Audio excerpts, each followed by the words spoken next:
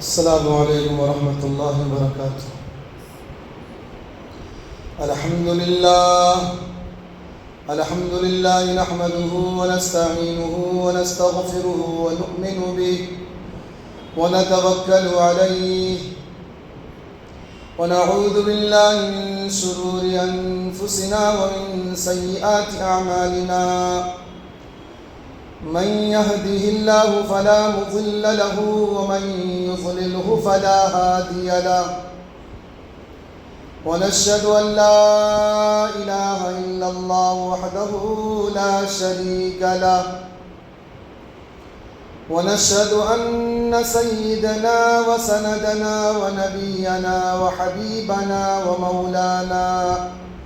ومولانا إمام الأنبياء وسيد الأنبياء وباليقين محمدا عبده ورسوله صلى الله تعالى عليه وعلى آله وأصحابه وأزواجه وذريته وبارك وسلم تسليما كثيرا كثيرا، أما بعد، فقد قال الله تبارك وتعالى في القرآن المجيد: أعوذ بالله من الشيطان الرجيم، بسم الله الرحمن الرحيم.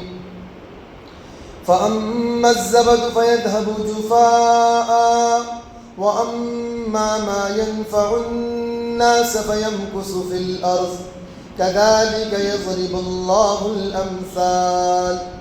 وقال النبي صلى الله عليه وسلم: خير الناس من ينفع الناس.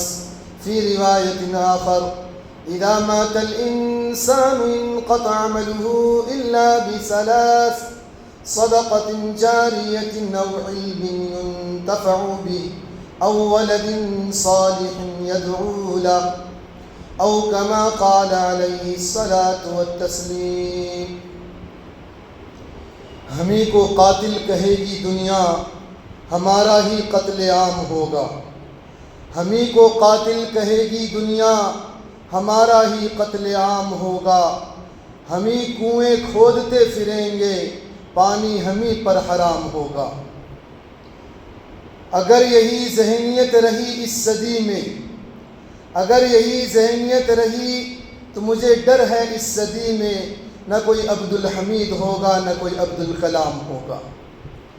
عزیزان ملت اسلامیہ، اللہ تبارک و تعالیٰ کا بے انتہا کرم احسان ہے کہ اللہ تبارک و تعالیٰ نے ہم سبوں کو یہاں جمع فرمایا اور دین کی نسبت پر اللہ نے ہمیں اور آپ کو کچھ سننے سنانے کا موقع عطا فرمایا. آج کے حالات کے تناظر میں ملکی سطح پر اور عالمی سطح پر جو حالات امت مسلمہ پر پیش آ رہے ہیں، ہم اور آپ دیکھ رہے ہیں کہ نکلنے والا روزانہ کا سورج ایک نئے فتنے کے ساتھ نمودار ہو رہا ہے، اور آئے دن خواہ عالمی سطح پر ہو یا ملکی سطح پر ہو، ہر اعتبار سے آج پوری دنیا امت مسلمہ کو پریشان کرنے کے لیے، ان کو اذیتیں دینے کے لیے، ان کو تکلیفیں دینے کے لیے اکٹھا ہو رہی ہیں. جیسا کہ موجودہ حالات کے تناظر میں 2 اپریل سن 2025 بروز چہارشنبہ حکومت نے اور سیکولر غداروں نے مل کر جو بل، ایک قانون، ایک لا، ایک انوچھید جو پیش کیا اور آرٹیکل بنا کر آج جو امت مسلمہ کے درمیان چھوڑ دیا ہے، یہ دن امت مسلمہ کے لیے کالا دن ہے. کیونکہ جو بل لایا گیا، اس بل میں جو باتیں پیش کی گئی ہیں، اس اعتبار سے جو مسلمانوں کی امت مسلمہ کی جو اوقاف کی جائیدادیں، اوقاف کی زمینیں، جو اوقاف کی مالیت ہے، وہ کمپلیٹ طور پر، مکمل طور پر اب مسلمانوں کی نہیں رہی. اس لیے اس حالات کے تناظر میں آج کا جو عنوان اور ٹاپک ہے، اوقاف کی اہمیت اور ہماری ذمہ داری کیا ہے. سب سے پہلی بات تو ہمیں یہ سمجھنا چاہیے کہ اوقاف کی حیثیت اسلام کے اندر کیا ہے، وقف کسے کہتے ہیں۔ ہم اور آپ نے صرف وقف بورڈ نام سن رکھا ہے، ورنہ اس کے علاوہ اوقاف کی حقیقت، اوقاف کی حیثیت، اوقاف کی اہمیت 80% امت مسلمہ ایسی زندگی گزار رہی ہے جن کو معلوم نہیں کہ اوقاف اور وقف کسے کہتے ہیں۔ تو اس لیے سب سے پہلی بات یہ ہے کہ وقف کسے کہتے ہیں۔ یہ وقف عربی کا لفظ ہے۔ وقف کے معنی یہ ہے کہ انسان اپنی غیر منقولہ جائیداد، نہ منتقل ہونے والی پراپرٹی اللہ کے لیے دان کر دینا، اللہ کو دے دینا، اور یہ کہہ دینا کہ آج سے ہماری ان چیزوں پر ملکیت نہیں رہے گی، اور اس کا جو نفع، بینیفٹ، پروفٹ، جو مالیت آئیں گی وہ امت مسلمہ میں جو یتیم، مسکین لوگ ہیں یا مساجد یا مدارس کے لیے یوز اور استعمال ہوں گے، اس کو وقف کہتے ہیں۔ یہ وقف للہ، اللہ کے لیے وقف کر دینا۔ جب بندہ اگر اپنی جائیداد، اپنی زمینیں اللہ کے لیے دے دیتا ہے تو خود اس کا حقدار نہیں رہتا کہ ان چیزوں کو پھر واپس لے سکے۔ اس لیے اوقاف کی اتنی اہمیت ہے کہ جب بندہ دے دیا تو قیامت تک نہ وہ چیزیں خریدی جا سکتی ہے، نہ بیچی جا سکتی ہے، بلکہ اس کا جو نفع، بینیفٹ، پروفٹ آئیں گے وہ امت مسلمہ میں جو غریب، یتیم، مسکین یا مدارس یا مساجد کے لیے یوز اور استعمال ہوں گے، اس کو وقف کہتے ہیں۔ وقف کی اتنی اہمیت ہے کہ قرآن پاک کے اندر اللہ رب العالمین نے ایک اصول بیان کیا، اور اصول کی روشنی میں علماء نے باتیں لکھی ہیں۔ اللہ کا قرآن کہتا ہے، سورۃ الرعد کی آیت ہے، فَأَمَّا الزَّبَدُ فَيَذْهَبُ جُفَاءً وَأَمَّا مَا يَنْفَعُ النَّاسَ فَيَمْكُثُ فِي الْأَرْضِ كَذَلِكَ يَضْرِبُ اللَّهُ الْأَمْثَالَ، کہ جو کچھ میل کچیل ہوتے ہیں یا جو کچھ میل کچیل تھا اس کو دور کر دیا جاتا ہے، یعنی جو کچڑا ہے، جو انسانوں کے کام نہیں آتے، جو انسانوں کے استعمال میں نہیں آتے، اس کو باقی نہیں رکھا جاتا، ختم کر دیا جاتا۔ فَيَذْهَبُ جُفَاءً، اور اس کے آگے اللہ نے اصول بیان فرمایا، وَأَمَّا مَا يَنْفَعُ النَّاسَ فَيَمْكُثُ فِي الْأَرْضِ، اور جو چیزیں انسان کے لیے نفع بخش ہو، جو چیزیں انسان کو نفع پہنچانے والی ہو، وہ چیزیں دنیا میں باقی رہتی ہے۔ فَيَمْكُثُ فِي الْأَرْضِ، یہی وجہ ہے کہ اس آیت کے تحت علی میاں ندوی رحمۃ اللہ نے ایک باتیں لکھی ہیں کہ جو شخص نافع ہوتا ہے، نفع بخش ہوتا ہے، اس کو استقامت ہوتی ہے، یعنی دنیا میں جو چیز بھی نفع بخش ہوگا وہ قائم ہوگی، وہ موجود ہوگی، اس کو باقی رکھا جاتا ہے، اور جو چیزیں استعمال میں نہیں آتے ہیں اس کو نکال کر پھینک دیا جاتا ہے، یا کچڑے کی قیمت میں اس کو فروخت کر دیا جاتا۔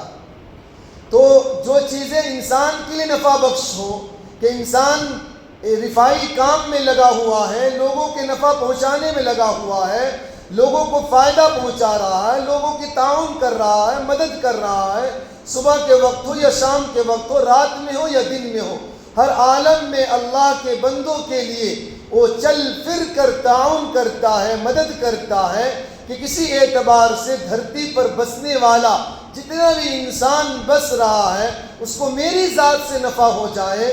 تو حضور اکرم جناب محمد رسول اللہ صلی اللہ علیہ وسلم نے حدیث پاک کے اندر بیان فرمایا، خیر الناس من ينفع الناس، کہ لوگوں میں سب سے بہترین وہ ہے جو لوگوں کو نفع پہنچائے، لوگوں کو بینیفٹ پہنچائے، لوگوں کو فائدہ پہنچائے۔ یہ تمام انسانوں میں خیر الناس کہا گیا، خیر المؤمنین نہیں کہا گیا، خیر المسلمین نہیں کہا گیا، تمام لوگوں میں سب سے بہتر وہ ہے جو لوگوں کے نفع کے لیے کام کرتے ہیں۔ ایک آدمی نماز پڑھ رہا ہے، روزہ رکھ رہا ہے، حج کر رہا ہے، زکوٰۃ دے رہا ہے، عبادت ہے اس کے پاس، لیکن لوگوں کے نفع کے لیے کام نہیں کر رہا ہے، تو علماء نے فرمایا کہ عبادت کے اعتبار سے یہ آدمی اچھا ہے، لیکن وہ شخص جو لوگوں کے لیے نفع کا کام کرتا ہے، نفع بخش بنتا ہے، کہ میری ذات سے دوسروں کو فائدہ پہنچ جائے، کہ اپنی جائیداد میں سے تھوڑا سا مال اللہ کے بندوں کے لیے وقف کر کے جاتا ہے، اللہ کے بندوں کے لیے چھوڑ کر جاتا ہے، تو حضور اکرم جناب محمد رسول اللہ صلی اللہ علیہ وسلم نے فرمایا خیر الناس من ينفع الناس، یہ تمام لوگوں میں سب سے بہتر وہ ہے جو لوگوں کو فائدہ پہنچاتا ہے۔ فائدہ پہنچانے والا، نفع پہنچانے والا، یہ تمام انسانوں میں بہتر انسان ہے۔ کیوں؟ یہ الگ بات ہے کہ عبادت کے اعتبار سے اس کے پاس عبادتیں کم ہیں، لیکن بعض اوقات، بعض حالات میں، بعض حالات کے تناظر میں یہ عبادت گزار سے بھی اجر میں، ثواب میں اللہ کے نزدیک بڑھ جاتا ہے۔ حالات الگ الگ ہوتے ہیں، لوگوں کی نوعیتیں الگ الگ ہوتی ہیں، تو عبادت کے اعتبار سے ایک آدمی اچھا ہے، لیکن اس سے بھی بہتر بعض اوقات وہ انسان بن جاتا ہے جو لوگوں کو نفع پہنچاتا ہے۔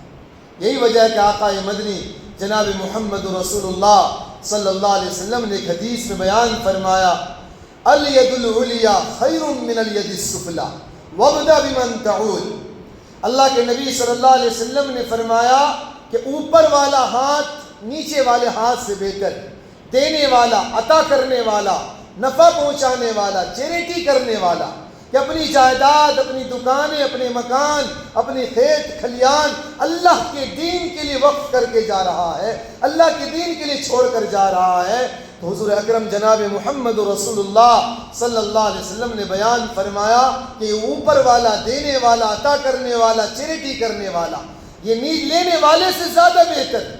اور آگے حضور اکرم جناب محمد رسول اللہ صلی اللہ علیہ وسلم نے ایک بہترین اصول بیان فرمایا وَابْدَأْ بِمَنْ تَعُولُ، کہ تم شروعات مدد کرنے اور تعاون کرنے کی جو شروعات کرنا ہے تم اپنے اہل و عیال سے کرو، اپنے خاندان سے کرو، کہ جہاں اپنی جائیدادیں، جب تک تمہاری زندگی تھی، ہماری زندگی تھی، ہم دوسروں کو نفع پہنچا رہے تھے، پتہ نہیں ہمارے جانے کے بعد ہماری اولادیں، ہماری نسلیں کہ دنیا میں چیریٹی کا کام کریں گے یا نہیں کریں گے، نفع پہنچانے کا کام کریں گے یا نہیں کریں گے۔ اس غرض سے بندہ جہاں اپنے اولاد کے لیے مال چھوڑ کر جاتا ہے، جہاں اپنے اولاد کے لیے جائیداد اور پراپرٹی چھوڑ کر جاتا ہے، وہیں اللہ کے بندوں کے لیے، منش کے لیے، انسانوں کے لیے، اللہ کے نیک بندوں کے لیے، یتیم، مسکین، بیوہ، مدارس، مساجد کے لیے وہ اپنی زمینیں، اپنی جائیداد چھوڑ کر جاتا ہے۔ اس کا جو نفع آئے گا، اس کا جو بینیفٹ آئے گا، امت مسلمہ میں جو غریب ہے، یتیم ہے، مسکین ہے، مدارس یا مساجد کے لیے استعمال اور یوز ہوں گے، تو اللہ کے نبی جناب محمد رسول اللہ صلی اللہ علیہ وسلم نے فرمایا کہ یہ شخص، یہ عطا کرنے والا شخص زیادہ بہتر۔ اس لیے انسان اپنی جائیداد میں سے، اپنی قیمتی اشیاء میں سے، اپنی قیمتی پراپرٹی میں سے اللہ کے بندوں کے لیے دنیا کے اندر وقف کر کے اللہ کے لیے، اللہ کو دے کر جاتے ہیں، تو یہ اس کا ثواب صرف دنیا ہی میں نہیں، موت تک ہی نہیں، بلکہ مرنے کے بعد تک اس کو ملتا رہتا، اس کا ثواب، اجر و ثواب اس کو پہنچتا رہتا۔ ایک انسان، وقف کی دو قسمیں ہیں، ایک عارضی وقف۔ عارضی وقف کا مطلب یہ ہے کسی بھوکے کو دیکھ کر ہم نے کھانا کھلا دیا، کسی ننگے کو دیکھ کر ہم نے اس کو کپڑا پہنا دیا، کسی رات کا مسافر ہے، رہنے کے لیے، شباشی کے لیے ہم نے گھر دے دیا، مکان دے دیا رات گزارنے کے لیے، یہ عارضی وقف ہے، ثواب ملے گا۔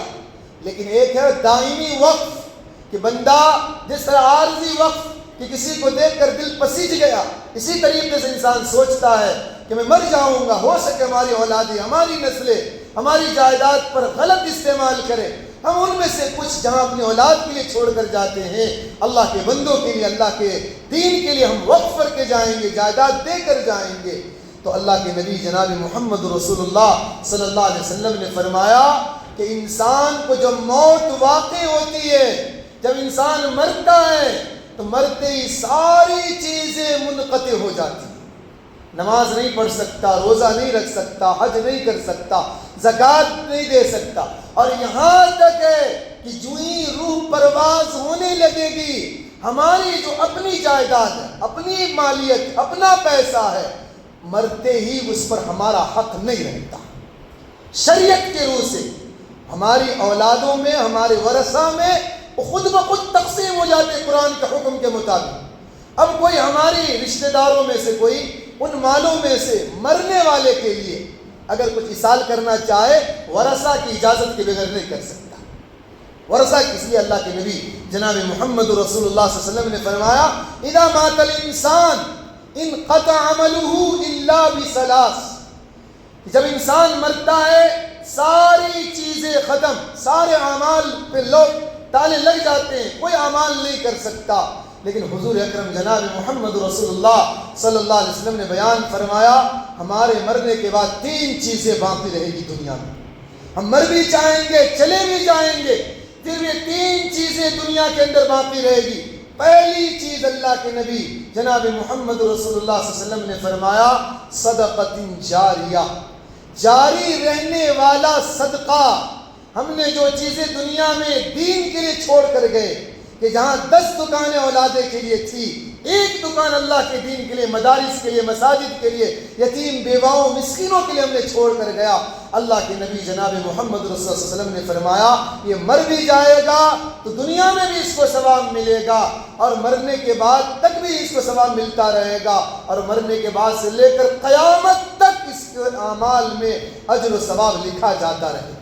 یعنی وقت کی اتنی اہمیت اسلام کے اندر کہ بندہ اگر کوئی جائیداد، کوئی دکانیں، مکان چھوڑ کر چلا جائے، انسان جیسا بھی تھا چلا گیا، لیکن اس کی قبر میں اللہ تعالیٰ اجر و ثواب پہنچاتا رہے گا، چاہے نسل میں کوئی اس کے اصال کے لیے ہو یا نہ ہو، کوئی ثواب پہنچانے والا ہو یا نہ ہو، کوئی قرآن پڑھنے والا، فاتحہ کرنے والا ہو یا نہ ہو، لیکن اگر یہ کام کر کے گیا ہے تو بغیر پہنچائے بھی اس کے قبر میں اجر و ثواب پہنچتا رہے گا۔ صدقۃ جاریہ۔ دوسری چیز اللہ کے نبی صلی اللہ علیہ وسلم نے بیان فرمایا او علم ينتفع به، کہ ایسا علم جس سے لوگ فائدہ اٹھائیں۔ ہم نے کسی کو کوئی چیز سکھلا دیا، کوئی دین کی باتیں بتلا دی، نفع کی باتیں بتلا دی، اب ہم چاہے دنیا میں رہے ہی نہ رہے، اگر وہ دوسروں کو بتایا، تیسرے کو بتایا، تیسرا چوتھے کو بتایا، تو اس کا اجر و ثواب اللہ تعالی ہمارے اعمال میں لکھتا رہے گا۔ اور تیسری چیز یہ ہے کہ اللہ کے نبی جناب محمد رسول اللہ صلی اللہ علیہ وسلم نے بیان فرمایا او ولد صالح یدعو له، ایسی اولاد چھوڑ کر گیا، ایسی اولاد چھوڑ کر گیا کہ اس کے مرنے کے بعد اس کے لیے مغفرت کی دعا کرتا رہے۔ اولاد کو نیک بنا کر گیا، اولاد کو حافظ بنا کر گیا، قرآن پڑھنے والا بنا کر گیا، نمازی بنا کر گیا۔ انسان مر بھی جائے گا، رات کو اولادیں اٹھیں گی، تہجد کے وقت ہاتھ پھیلائیں گی، آنکھوں سے آنسو کے قطرے گرائیں گے، پھر بھی اللہ تعالیٰ اس کے نام اعمال اس کے والدین کو جو ثواب پہنچاتا رہے گا۔ تو حضور اکرم جناب محمد رسول اللہ صلی اللہ علیہ وسلم نے بیان فرمایا اذا مات الانسان انقطع عمله الا بثلاث، کہ جب انسان مرتا ہے ساری چیزیں ختم ہو جاتی ہے، 3 چیزیں باقی رہتی ہے۔ پہلی چیز چیریٹی کرنا، کہ انسان وقف للہ، اللہ کے لیے اپنی زمین جائیداد چھوڑ کر گئے تو اس سے جو بینیفٹ آئیں گے امت مسلمہ میں خرچ ہوں گے۔ دوسرا ہے ایسا علم جو دوسرا نفع پہنچائے، فائدہ پہنچائے، فائدہ پہنچے دوسروں کو۔ اور تیسرا ہے نیک اولاد چھوڑ کر جانا، یہ دھرتی پر باقی رہتی ہے، باقی ساری چیزیں مرتے ہی ختم۔ انسان نہ اصال کر سکتا، نہ نماز پڑھ سکتا، نہ روزہ رکھ سکتا، نہ حج کر سکتا، نہ زکوٰۃ دے سکتا، مرنے کے بعد یہ ساری چیزیں ختم ہو جائیں گی، لیکن اس کے مرنے کے بعد یہ 3 چیزیں باقی رہیں گی۔ اس لیے میرے بھائیوں، یہ وقف للہ، یہ وقف کی اہمیت احادیث پاک کے اندر جناب محمد رسول اللہ صلی اللہ علیہ وسلم نے بیان فرمائی۔ ہمیں اور آپ کو غور کرنا چاہیے کہ آج دنیا میں دھرتی پر ہم جس طرح محنتیں کر رہے ہیں اپنے اولاد کے لیے، اپنی بیویوں کے لیے، اپنے بچوں کے لیے، ہم وہیں پر تھوڑا سا مال، تھوڑا سی جائیدادیں اللہ کے دین کے لیے اگر چھوڑ کر جائیں گے تو اللہ کو دے کر جائیں گے۔ جو بندہ اللہ کو دے گا اللہ تعالیٰ ان کو کیا اجر دیں گے انسان دنیا میں تصور نہیں کر سکتا، کیونکہ جو انسان وقف کر کے گیا وہ ایک اللہ کو دے دیا۔ اب یہ زمینیں، یہ جائیداد اللہ کی ہو گئی، قیامت تک نہ خریدی جا سکتی ہے نہ بیچی جا سکتی۔ کوئی بھی انسان اس زمین کا مالک، وہ زمین کا ذمہ دار، کوئی اس زمین کو نہ بیچ سکتا ہے، نہ خرید سکتا ہے، نہ کوئی 1 انچ زمین قیامت کی صبح تک اللہ کی زمین لے سکتا، کیونکہ وہ اللہ کو وقف ہو چکا ہے، اب وہ نہ خریدی جا سکتی ہے نہ بیچی جا سکتی ہے۔ دوسری بات یہ ہے کہ سب سے پہلا وقف تو کعبۃ اللہ شریف ہے، کہ کعبۃ اللہ کی جو زمین، یہ سعودی گورنمنٹ کا اپنی جاگیر نہیں ہے، ان کا جاگیرانہ حق نہیں ہے، یہ تمام امت مسلمہ کے لیے اللہ کے دین کے لیے وقف ہے، اور اس سے تعلق رکھتے ہوئے تمام کعبۃ اللہ کی جو خیرات دنیا کے اندر جتنی بھی مساجد ہیں، مدارس ہیں، مکاتب ہے، یہ ساری چیزیں اللہ کے دین کے لیے وقف ہے، اور یہ اللہ تبارک و تعالیٰ اس کے عطا کرنے والے، دینے والے کو اللہ نفع پہنچاتا ہے۔ اور سب سے پہلا وقف تو آقا مدنی جناب محمد رسول اللہ صلی اللہ علیہ وسلم کی ذات گرامی نے کی۔ آج انسان وقت کی تاریخ پہ غور کرے، اللہ کے نبی جناب محمد رسول اللہ صلی اللہ علیہ وسلم نے مدینے کے وہ 7 باغات جو حضور اکرم صلی اللہ علیہ وسلم کو ایک یہودی نے گفٹ میں دیا تھا، اگرچہ اللہ کے نبی کا مخالف تھا، اینٹی تھا، لیکن حضور کی محبت اس کے سینوں میں تھی۔ مرنے سے پہلے وہ یہودی بن کر مرا، لیکن مرنے سے پہلے اس نے اپنی اولاد کو، اپنی نسلوں کو یہ وصیت کر کے گیا کہ جب میں مر جاؤں تو مدینے کے اندر یہ باغات یہ حضور اکرم صلی اللہ علیہ وسلم کو گفٹ کر دینا۔ تو اس کی اولادوں نے، اس کی نسلوں نے حضور اکرم صلی اللہ علیہ وسلم کو گفٹ کیے، اور اللہ کے نبی صلی اللہ علیہ وسلم نے اس 7 باغات امت مسلمہ کے لیے اللہ کے لیے وقف کر کے چھوڑ کر کے، یہ پہلا وقف دھرتی پر اللہ کے نبی جناب محمد رسول اللہ صلی اللہ علیہ وسلم نے مدینے کے اندر کیا۔ دوسرا وقف حضرت عمر بن خطاب رضی اللہ تعالیٰ عنہ کے حصے میں خیبر کی سب سے کاسٹلی اور بہترین زمین ان کے ہاتھ آئی تھی، تو حضرت عمر بن خطاب رضی اللہ عنہ نے حضور اکرم جناب محمد رسول اللہ صلی اللہ علیہ وسلم سے مشورہ فرما کر وہ زمین، وہ جائیداد مسلمانوں کے لیے وقف کر کے گئے، اور یہ کہہ کر گئے کہ یہ زمین پر ہماری نسلوں کی، ہماری اولادوں کی کوئی حیثیت نہیں رہے گی، ہم نے اللہ کے لیے دے دیا، اللہ کے دین کے لیے دے دیا، ہماری اولادیں، ہماری نسلیں اس کا مالک نہیں رہیں گی۔ یہ ہے وقف، یہ نہیں بندہ دیتا بھی ہے سوچتا میں بھی ذمہ دار بن جاؤں، نہیں میرے بھائیو، اللہ کے لیے ہم نے دیا، اللہ کے لیے وقف کیا، اللہ اس کا اجر دے گا، اللہ اس کا ثواب دے گا، ہم نے اللہ کے لیے دے دیا۔ تو دوسرا وقف حضرت عمر بن خطاب رضی اللہ عنہ نے خیبر کی زمین۔ تیسرا وقت تاریخ کے اندر حضرت عثمان غنی رضی اللہ تعالیٰ عنہ جب ہجرت فرما کر اللہ کے نبی صلی اللہ علیہ وسلم مدینہ منورہ تشریف لائے، پورے مدینے کے اندر مسلمانوں کو 24 گھنٹے میں ایک میٹھے پانی کا پیالہ نہیں میسر ہوتا تھا، ایک میٹھا پانی کا کنواں تھا، وہ بھی یہودی کے قبضے میں تھا، اور وہ قیمت میں، پیسوں میں بیچا کرتا تھا، اور مسلمان تو اپنے گھر بار چھوڑ کر مدینہ آئے تھے۔ تو اللہ کے نبی صلی اللہ علیہ وسلم نے اعلان فرمایا کہ جو مسلمانوں کے لیے اللہ کے لیے اس کنویں کو اگر خرید کر وقف کر دے، میں اس کے لیے قیامت کے دن جنت میں ایک محل کا انتظام کروں گا۔ تو حضرت عثمان غنی رضی اللہ تعالیٰ عنہ نے اس یہودی سے اس کنویں کو خریدنا چاہا، وہ یہودی دینے کے لیے تیار نہیں، تو پھر آخر میں اس یہودی نے اس بات پر ایگری ہوا، تیار ہوا کہ آدھا کنواں فروخت کریں گے۔ آدھے کنواں 16,000 درہم میں اس کنویں کو، آدھے کنویں کو فروخت کیا۔ ایک دن ہمارا حصہ رہے گا، ایک دن آپ کا رہے گا۔ جب اس یہودی کا حصہ آتا، اس یہودی پیسے دے کر پانی بیچا کرتا تھا۔ جب عثمان غنی رضی اللہ عنہ کی باری آتی تو اعلان کیے تھے کہ ہر انسان اس سے فری پانی یوز کر سکتا، جس کا نتیجہ یہ تھا کہ یہودی لوگ بھی حضرت عثمان غنی رضی اللہ عنہ کے باری میں پانی لیا کرتے تھے۔ آخر میں اس یہودی کا بیپار نہ چلا، پورا کنواں فروخت کیا عثمان غنی رضی اللہ عنہ۔ اس زمانے میں 35,000 درہم میں اس کنواں خرید کر مسلمانوں کے لیے وقف کیا، یہ اپنی سارا مال اللہ کے دین کے لیے لگا تھی۔ اور ایک بات حضرت عثمان غنی رضی اللہ عنہ کی مدینے کے اندر تھی، جہاں پر آج فندق عثمان کے نام سے ہوٹل بنا ہوا ہے، جو لوگ عمرہ کے لیے گئے ہیں انہوں نے دیکھا ہوگا، وہ حضرت عثمان غنی رضی اللہ عنہ وقف کے آج بھی کئی ہزار ریال سالانہ اس کے پیسے آتے ہیں جو فقراء مساکین پر تقسیم ہوتی۔ پھر اسی طریقے کے عشر مبشرہ میں سے حضرت زبیر بن العوام رضی اللہ عنہ نے جو اپنی جائیداد اس لیے وقف کیے تھے کہ اگر مسلمانوں کی جو بچیاں طلاق شدہ ہوں گی، ان کے لیے رہنے کے لیے گھر نہ ہوگا، وہ اس گھر کے اندر آ کر رہیں گی۔ اب اندازہ کرے، سوچے ہمارے آباء و اجداد میں کس نوعیت پر کیا کیا فکریں کر کے انہوں نے اپنی جائیداد، اپنی مالیت چھوڑ کر دی۔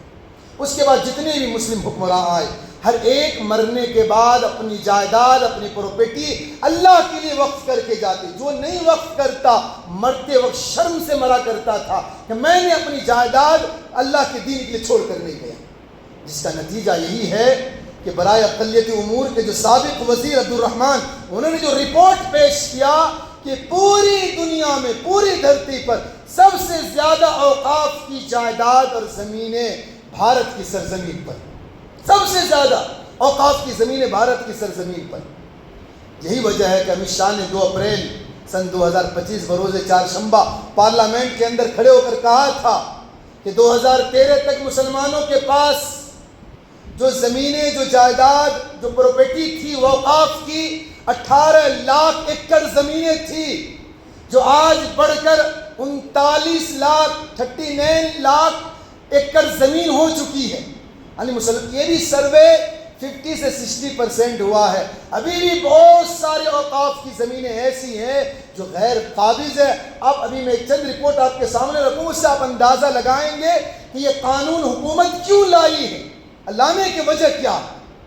اب غور کریں کہ کتنی 39 لاکھ ایکڑ زمین مسلمانوں کی، اوقاف کی، جو مسلمانوں کے پاس ہے، آج غیر بہت ساری زمینوں پر قابض ہے۔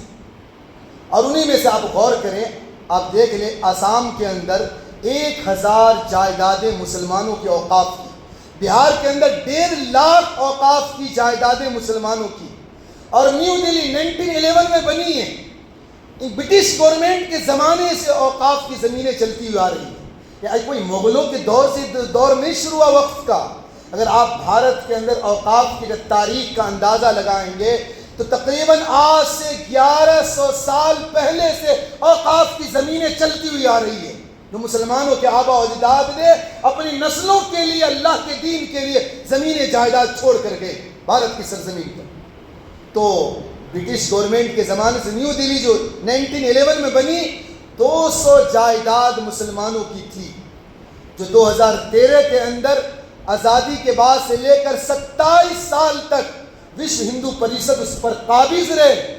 2013 میں جو ڈیٹا آیا اس کے اندر اس مالیت یعنی 200 پراپرٹی کی جائیداد کی قیمت جو لگائی گئی 10,000 کروڑ روپے، صرف دلی کے اندر، نیو دہلی کے اندر جو جائیداد اوقاف کی مسلمانوں کی تھی 2013 میں 10,000 کروڑ کی مالیت تھی۔ کتنی بڑی جائیداد مسلمانوں کی۔ اسی طریقے سے حیدرآباد کے اندر دیکھ لیں، ایک علاقے منی کنڈا ایک علاقہ ہے جس میں 32,000 کروڑ روپے کی اوقاف کی زمینیں، جو 3,600 ایکڑ زمین پر مشتمل ہے، ان میں سے 1,000 ایکڑ زمین غیروں نے قابض کر کے اس کو فروخت کر دیا، 2,000 ایکڑ زمینیں مسلمانوں کے قبضے میں، ایک حیدرآباد کے ایک علاقوں کے اندر۔ اسی طریقے سے آپ مہاراشٹر کو لے لیجئے، 1 لاکھ ایکڑ اوقاف کی زمینیں مسلمانوں کی ہے، ان میں سے 70,000 ایکڑ زمینوں پر آج بھی غیر قابض ہیں۔ صرف 30,000 اوقاف کی زمینیں مہاراشٹر کی سرزمین پر مسلمانوں کے قبضے میں، صرف 30,000۔ اور 30,000 جو مسلمانوں کی ایکڑ زمینیں ہیں، اگر اس پر 100 موبائل کی ٹاور بھی لگائے جائیں گے تو سالانہ 10 کروڑ روپے مالیت مسلمانوں کے پاس آئیں گے۔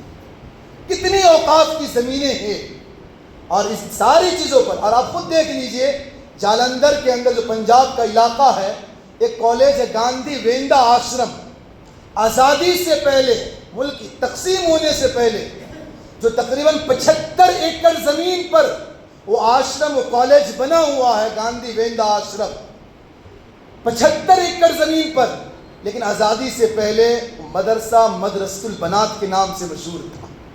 وہاں ایک مدرسہ تھا لڑکیوں کا، جو آج گاندھی ویندا آشرم بنا ہوا۔ اور پنجاب یونیورسٹی کون نہیں جانتا؟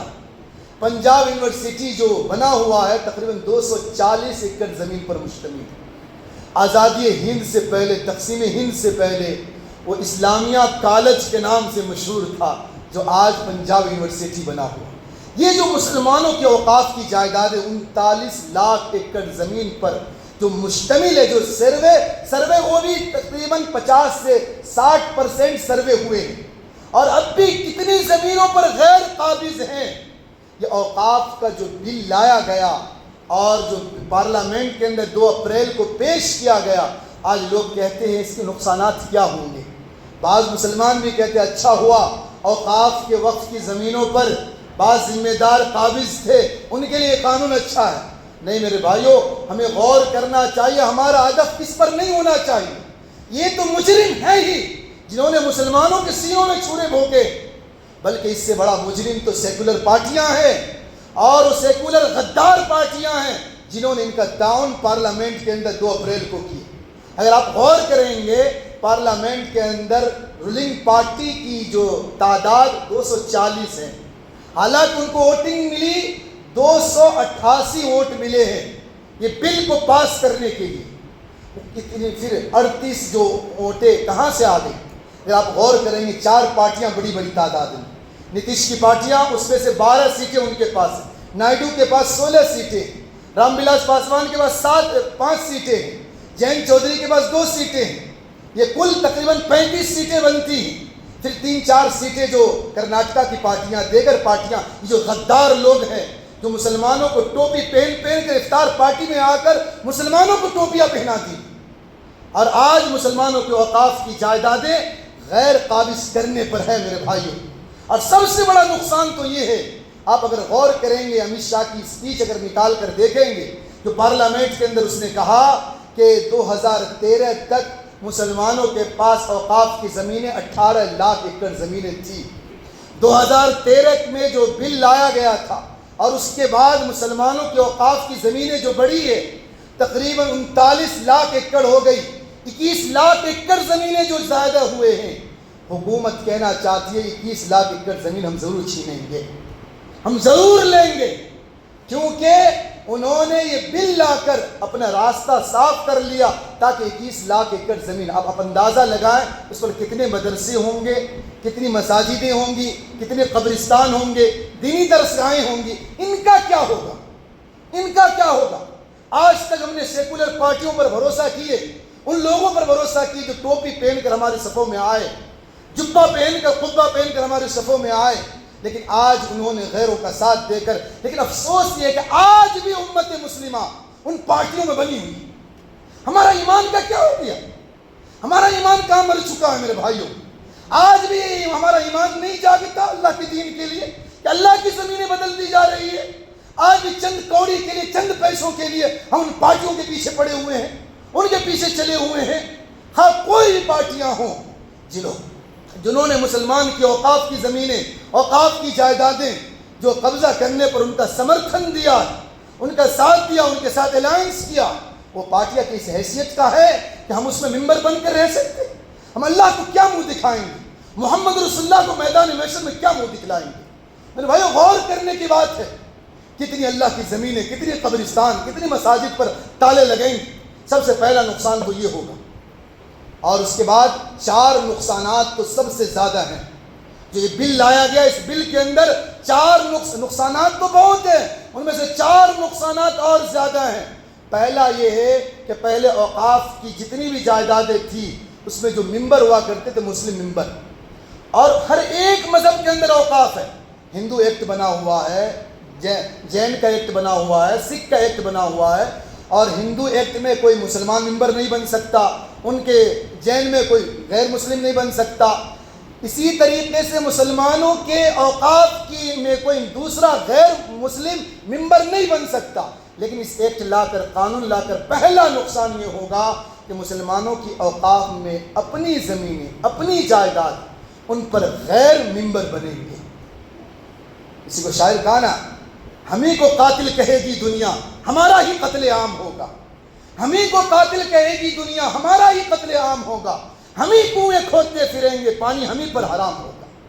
آج ہماری اولاد، ہماری آبا و اجداد ہمارے نسلوں کے لیے جائیدادیں چھوڑ کر گئے اللہ کے دین کے لیے. آج وہ جائیداد ہمیں پر حرام ہو گئے، ہمارے لیے تالے لگتے، ہمارے اوقاف کی زمینوں پر جو تالے لگا دیے گئے. میرے بھائیوں یہ پہلا نقصان یہ ہوگا، غیروں کو ممبر بنایا جائے گا. اگر 22 ممبر ہیں تو ان میں سے 10 ممبر غیر ہوں گے، 12 ممبر میں 10 مسلم ہوں گے، 2 خواتین ہوں گی. کیا نقصانات ہوں گے؟ دوسرا نقصان جو سب سے بڑا نقصان ہے کہ اب تک 2013 کے بعد سے وقف با یوزر قانون بنا ہوا تھا. وقف با یوزر قانون کا مطلب یہ تھا جو 300 سال، 400 سال، 500 سال پرانی قبرستانیں ہیں، زمینیں، مساجد ہیں، مدارس ہیں، جن کے پاس جو کاغذات نہیں ہیں، جن کے پاس ڈاکومنٹس نہیں ہیں، تو اوقاف کی زمینیں چلتی آ رہی، یوز ہو رہی ہے، اوقاف ہی کی رہیں گے. لیکن یہ بل لا کر وقف با یوزر کو ختم کر دیا گیا کہ اب بتانا یہ چاہ رہا ہے کہ 400 سال 500 سال پرانی جو قبرستان زمینیں ہیں اب یہ حکومت کے پاس چلی جائیں گی، ان پر تالے لگ جائیں گے. جو جائیدادیں 300 سال 400 سال پرانی، جو لوگ کہتے ہیں کہ اس سے کیا نقصان ہوگا، میرے بھائیو یہ بڑا نقصان ہوگا۔ وقف بایوزر کو ختم کر دیا گیا۔ تیسرا نقصان یہ ہوگا کہ اب تک یہ تھا اوقاف کے اندر وقف ٹربیونل کا قانون بنا ہوا تھا۔ وقف ٹربیونل کا مطلب یہ تھا کہ وہ بھی جو سرکار کا کارندہ ہوتا تھا، لیکن مسلم لوگوں کے ساتھ مل کر جو اگر وقف کے اندر کچھ تنازع آ جاتا، شریعت کے مطابق اس مسئلے کو حل کیا جاتا تھا۔ اب وقف ٹربیونل کو ختم کر کے اب عدلیہ فیصلہ کریں گی اوقاف، اور آپ جانتے ہیں عدلیہ میں کون لوگ بیٹھے ہوئے۔ اور چوتھا نقصان یہ ہوگا کہ جو پورا ضلع کلیکٹر ہوگا، پورا اختیار ضلع کلیکٹر کو دے دیا جائے گا، اور ضلع کلیکٹر کو اختیار ہوگا جس زمین کو چاہے اس پر غلط مقدمہ دائر کر کے اور عدالت کے اندر لے جائے گا، اور جب تک عدالت میں کورٹ کے اندر جو ہے ہمارا کیس پینڈنگ رہے گا، اس دن سے لے کر فیصلہ آنے تک مسجدوں میں تالے لگ جائیں گے، قبرستانوں میں تالے لگ جائیں گے، آپ عبادت نہیں کر سکتے، مردوں کو دفنا نہیں سکتے۔ یہ نقصانات ہوں گے، یہ سارے بہت سارے نقصانات ہیں۔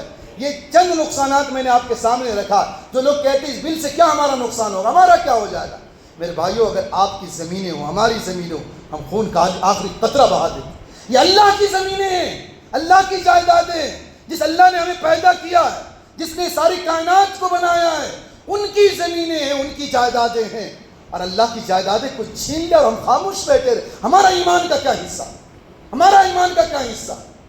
اور تاریخ سے ہمیں سبق لینا چاہیے۔ آپ بخارا، سمرقند، تاشقند کی تاریخ کو اٹھا کر دیکھیں، او بخارا کی سرزمین جہاں امام بخاری جیسی حیثیت پیدا ہوئی کہ قرآن مجید کے بعد سب سے اعلیٰ مقام بخاری شریف کی کتابوں کے اندر قرآن مجید کے بعد، او امام بخاری جس بخارا میں پیدا ہوئے، جب کمیونسٹ غالب آئی بخارا سمرقند کے اندر تو انہوں نے سب سے پہلے مسلمانوں کی اوقاف کی جائیدادوں کو ضبط کیا، اور اس کی تفصیلات یہ ہے کہ مسلمانوں کی اوقاف کو ضبط کرنے کے بعد مسلمانوں کی مدارس، مساجد پر وہ کمیونسٹ گورنمنٹ نے ٹیکس لگائے، بھاری ٹیکس لگائے۔ اب مسلمان تو بڑے جذباتی ہوتے ہیں، وہ لوگ چندہ اکٹھا کیے کہ ٹیکس سے اپنے اللہ کا گھر کو آزاد کریں گے۔ انہوں نے ٹیکس کے پیسے اکٹھا کر کے دیے آزاد کرنے کے لیے، تو گورنمنٹ کمیونسٹ نے ان لوگوں پر دفینہ ٹیکس لگایا کہ انہوں نے خزانہ چھپا کر رکھا۔ اب جن لوگوں نے چندہ دیا تھا ان کے گھروں میں تفتیش ہونے لگی، اب کسی کی ہمت نہ ہوئی چندہ دینے کی۔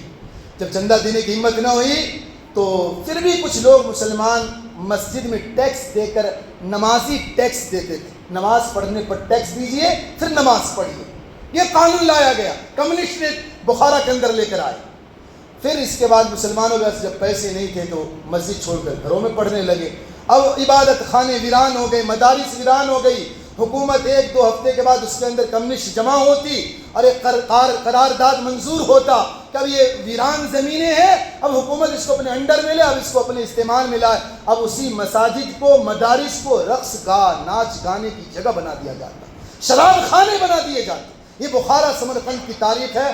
آج جو رولنگ پارٹی جس نقش قدم پر چل رہی ہے، میرے بھائیو کمیونسٹ کے نقش قدم پر چل کر آج اوقاف کی زمینوں پر مسلمانوں پر یہ ہاتھ اٹھائے جا رہے ہیں۔ اس لیے میرے بھائیو غور کرنے کی ہے، یہ حالات میں، ان حالات کے اندر ہمیں ہوش کا ناخن لینا چاہیے، اور ہمیں غور کرنا چاہیے کہ یہ زمینیں، یہ جائیداد اللہ کی ہے۔ اگر آج بھی اگر ہم خاموش رہ گئے، آج بھی ہمیں ہاتھوں کا ہاتھ دے کر بیٹھ گئے، ایک واقعہ ہماری نظروں سے گزرا، اگرچہ وہ افسانہ ہے لیکن واقعی حالات کی بڑی عکاسی کرتی ہے، اس لیے سنا کر بات ختم کرتا ہوں۔ ایک مالک تھا، اس کا ایک مرغا تھا۔ مالک نے دل کے اندر تہیہ کر لیا کہ مرغے کو ذبح کرنا ہے، لیکن مالک نے سوچا کوئی عذر بیان کر کے تب ذبح کریں گے، تاکہ مرغوں اور دوسرے لوگوں کو پتہ یہ چلے کہ عذر کی بنا پر اس کو ذبح کیا گیا۔ تو اس مالک نے مرغے کے لیے بل لے کر آیا، قانون لے کر آیا۔ کیا قانون؟ کہ مرغے سے کہا کہ اگر کل سے تم نے بانگ دی، اذانیں دی صبح صبح اٹھ کر، تو میں تمہیں ذبح کر دوں گا، اس اذان سے ہمیں تکلیف ہوتی ہے۔ مرغے نے کہا ٹھیک ہے حضور، جان بخشی جائے، کل سے میں اذان اور بانگ نہیں دوں گا۔ دوسرا دن ہوا، مرغے نے بانگ نہ دی، لیکن مرغا تھا، اس نے اپنے پر فرفرائے۔ تو مالک نے کہا کہ دیکھو تم تو اذان تو نہیں دیے لیکن جو پر فرائے نا اس سے بھی ہمیں تکلیف ہوتی ہے، اگر کل سے تم پر فرائے ہوئے تو تمہیں ذبح کر دیا جائے گا۔ مرغے نے کہا ٹھیک ہے حضور، جان بخشی جائے، کل سے میں پر بھی نہیں فرفراؤں گا۔ کل تیسرے دن ہوا، اس نے اذان بھی نہ دی، پر بھی نہ فرفرائے، لیکن مرغا تھا بیچارہ، گردن ذرا ٹیڑھی سیدھی کیا تو مالک نے کہا اس گردن ٹیڑھی کرنے سے ہمیں تکلیف ہوتی ہے، کل سے اگر تم نے گردن بھی ٹیڑھی کی نا تو تمہیں ذبح کر دوں گا۔ جب تیسرا دن ہوا، چوتھا دن، اذان بھی نہ دی، پر بھی نہ فرفرایا، گردن بھی ٹیڑھی نہ کی، اب بیچارہ بالکل مرغا مرغی بن گیا، خاموش بیٹھ گیا۔ مالک نے دیکھا اذان بھی نہیں دی، پر بھی نہیں فرفرایا، گردن بھی نہیں موڑی، ذبح تو اس کو کرنا۔ اب ایک قانون لے کر آیا۔ کیا قانون؟ قانون یہ لے کر آیا کہ تم مرغا ہو لیکن اگر کل سے تم انڈا نہیں دو گے تو تمہیں ذبح کر دوں گا۔ یہ مرغے کی فطرت کے خلاف تھا، مرغا انڈا کیسے دے سکتا؟ اب مرغا بیچارہ چلانے لگا، رونے لگا۔ جب مرغا چلانے لگا تو مالک نے کہا کیوں رو رہے ہو؟ کیا تمہیں موت سے ڈر لگ رہا ہے؟ تو مرغے نے جو جواب دیا میرے بھائیوں، آج کے حالات کے تناظر ہوا جواب سننے کا۔ مرغے نے کہا حضور میں اس لیے نہیں رو رہا ہوں کہ آپ مجھے ذبح کر دیں گے، بلکہ میں رو اس لیے رہا ہوں کاش کہ میں پہلے دن مر جاتا تو اذان کی بنیاد پہ مرتا، اذان کی بنیاد پہ ہمیں ذبح کیا جاتا۔ آج مروں گا لیکن بے عزتی کی موت آئے گی کہ انڈے کی بنیاد پر مروں گا۔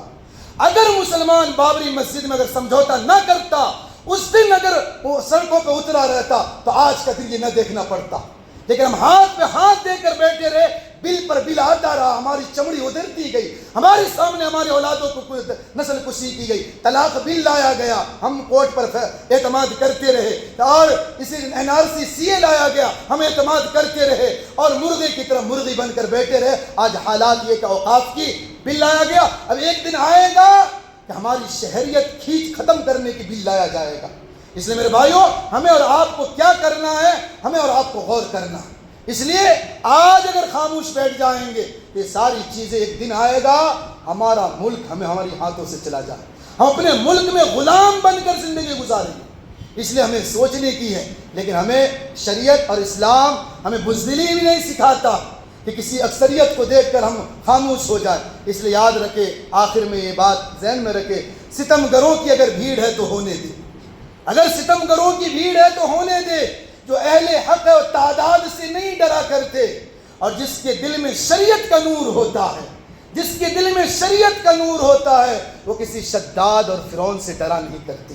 اس لیے میرے بھائیوں، ڈرنے کی بات نہیں ہے، ہمت اور حوصلے کے ساتھ اللہ کی زمین، اللہ کی جائیداد کے لیے ہم اپنی آوازوں کو بلند کریں گے، اور ہمارے بڑوں کی طرف سے جو فرمان آئے گا اس کے مطابق عمل کرتے ہوئے ہم اپنا احتجاج ضرور ریکارڈ کرائیں گے۔ اللہ سے دعا اللہ ہمیں بھی اور آپ کو ان باتوں پہ عمل کی توفیق عطا فرمائے۔ وآخر دعوانا الحمدللہ رب العالمین۔ جو حضرات سنت سے فارغ ہیں